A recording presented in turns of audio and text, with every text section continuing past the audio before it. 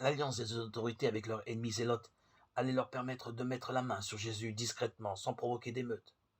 Cette alliance objective, comme diraient les marxistes, eut pour instrument précisément Judas, le zélote, l'un des 12. Tout se noue et s'explique. Restait à trouver un motif de condamnation.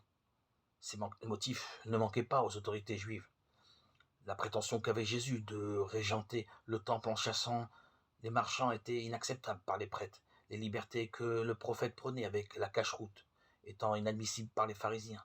Cependant, tous ces motifs étaient des délits religieux. Or, la Judée étant colonie romaine, les occupants s'y étaient réservé la haute justice et donc la peine de mort. Le préfet Pilate était d'ailleurs au même moment à Jérusalem. Nous savons qu'il y allait avec des troupes à chaque pèlerinage important et résidait dans la forteresse Antonia. Par malheur pour les autorités juives, ces problèmes religieux ne l'intéressaient nullement. Est-ce que je suis juif, moi avait-il coutume de dire. Jean 18, 35.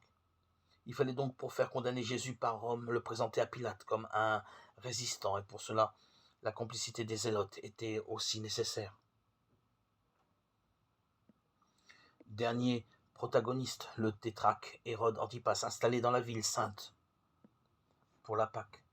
Étant galiléen, Jésus dépendait, en théorie, de lui. Nous savons que le roitelet détestait le Christ, voyant en lui un avatar de ce Jean-Baptiste, qu'il avait fait exécuter 2 années auparavant. Cependant, il ne disposait en fait d'aucun pouvoir réel. Sous le protectorat romain, il n'était qu'un comparse, et son rôle ne sera que de comédie.